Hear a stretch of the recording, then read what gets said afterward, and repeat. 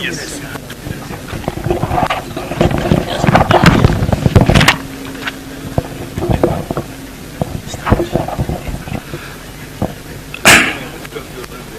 Your Majesty, King, the Honorable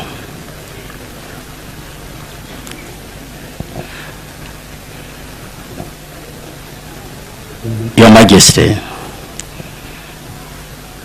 the distinguished guests who are here this afternoon, more especially the Majesty, our President of the cultural leaders in Africa. I am not going to make a long speech. I just wanted to appreciate this type of arrangement for inviting us from all parts of Africa. We are now elders. But I want only to leave one message here, that as cultural leaders, we are having a population of younger generation, especially in Africa. In the first 10 world nations, Africa takes the precedence of having younger generation. But there is a problem of us elders. We are not manufacturing, I'm using manufacturing, leaders who are taking over from us. We are only talking and we leave ourselves here. So it is a challenge to you as leaders, and especially our president of our traditional leaders in Africa, to ensure that you mobilize us and we work on a mindset of having leaders who are going to take this country, this Africa, to another level. The world is moving at a supersonic speed, but our younger generation has been left to me concern. So that is my only message to all leaders across the region, and especially for us from East Africa. We should consolidate this type of arrangement of coming together as leaders, and we ensure that we work on the issue of the youth. It is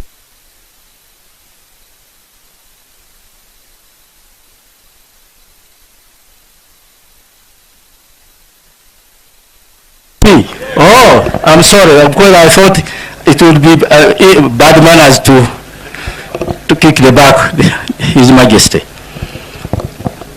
Almost I've actually summarized.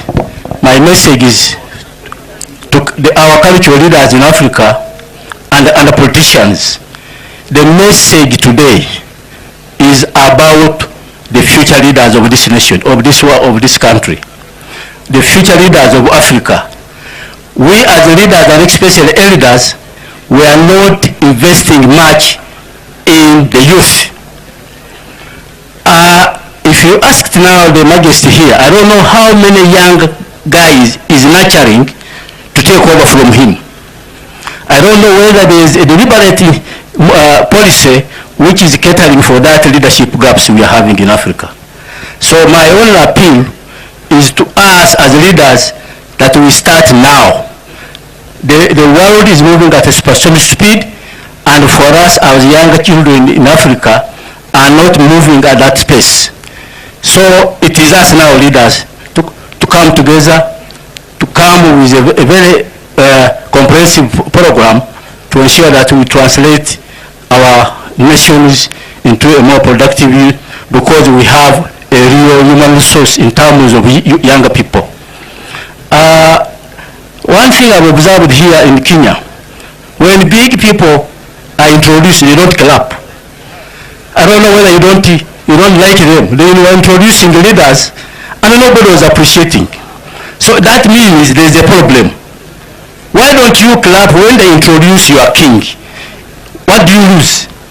That alone tells me there's a problem. There's a big problem.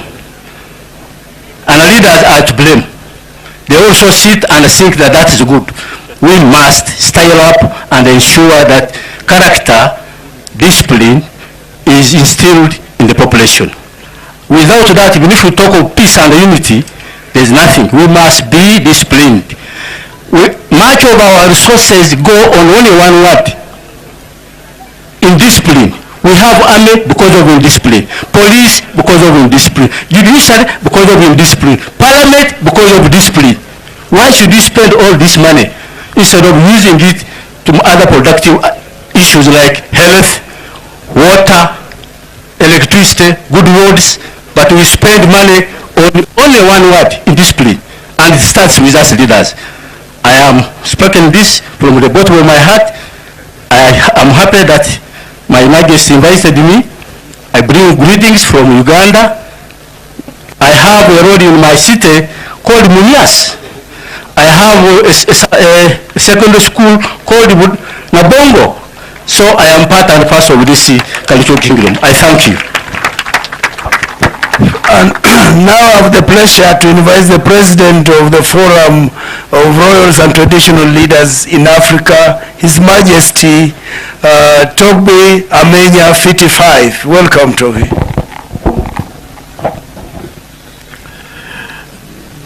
His Majesty Peter Mumia, want to beg you to give me the opportunity to sit and talk because of the jet lag, traveling from Ghana to Nairobi, Kisumu, there to Mumia is very long, and I'm very tired. Politicians, majesties, ladies and gentlemen, esteemed leaders and distinguished guests, I want us all to give a very big clap to His Majesty Peter Mumia. Big clap. Nobody will pay for that. Let's show appreciation. A clap. Again. I was once a teacher, so let me show you that if you're not doing something well, we have to teach you to do it. Again, let's give a clap.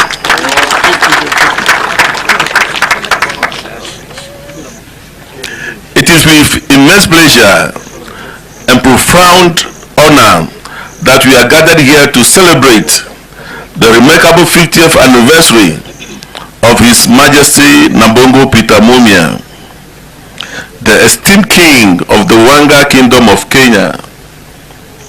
His Majesty's reign has been a beacon of wisdom, compassion, and progress, not only for his own people, but also for the wider African community.